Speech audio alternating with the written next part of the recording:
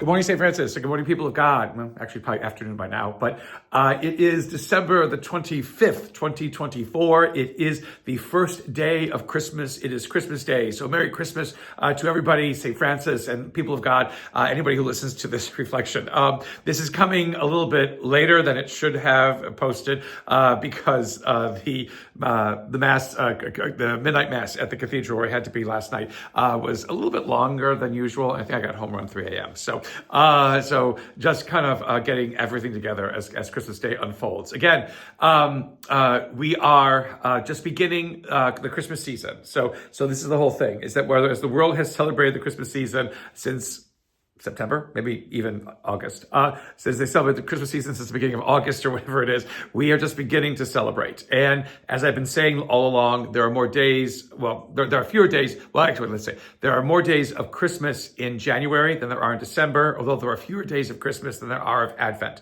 Still, we move into this joy of Christmas to celebrate really for 19 days. January the 12th will be our last day of Christmas. And so we have to kind of remember that. This is, again, where we are now experiencing ourselves to be out of step with the rest of culture and society, basically who will begin to pack up Christmas, if not later on today, but tomorrow and the days that follow. We are just beginning our celebration, and we need to continue to celebrate it because it helps us to remember this great moment, again, of God becoming one like us and changing the course of human history, or beginning to change the course of human history. The full course changes with Jesus' death and resurrection. But the fact now that God has walked among us, that God has shared our life and our experience is something that now transforms our understanding, not only of God, but of ourselves.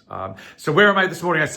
This afternoon, I am in the lobby of our school, the Franciscan School. And right over here, just to show you, this is our great nativity for the Franciscan School, decorated with stars from our kindergarten and first grade class. And there's Pope Francis and there's our Bishop Luis there too. This nativity is very special to us though, because it is bequeathed to the Franciscan School by Marie Leone, who was for many years a vibrant part of the Franciscan School, holding a variety of positions. Her last position was to be secretary, so nobody got into the school unless they went through Marie.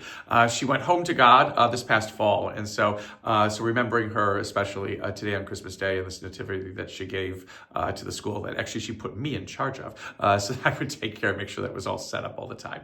So it is quiet. It is quiet, of course, because we are all on break and everything else like that, but it is good to come in and to see this nativity as we do this little reflection today.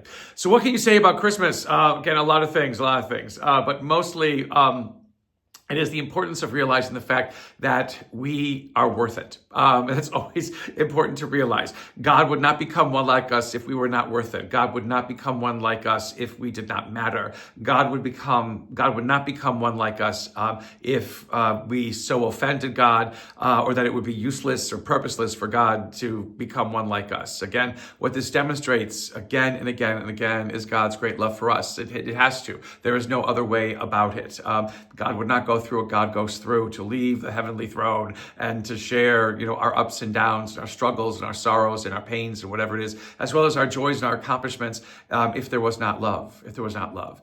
We are worth something. We are always worth something. The fact that the world experiences pain and hurt and sorrow so many times is because we forget that we're worth something, or we try to make that something into what it's not. And we go down avenues and roads that lead to unhappiness, that lead to us being frustrated and angry and anxious, and that just continues to pile upon itself. What Christmas reveals to us always is that we are worth something, and not just worth it for one day, or not just worth it for the end of a civil year, but worth it for every day that we live. We are worth it for all that, for all time, for all eternity, for all that matters. Coming to recognize the fact that we are worth something, that we are valuable, that we have dignity, enables us then to do as Paul praises the Philippians for doing, to then know what truly matters, to know what truly is important, because we understand how important we are.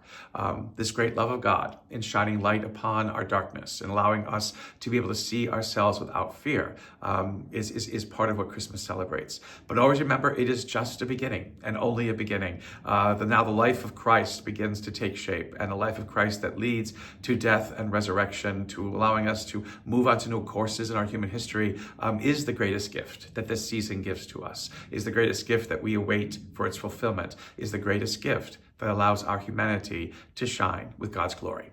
A blessed Christmas season just beginning, St. Francis and people of God. As always, on this day and every day, may the Lord give you his peace.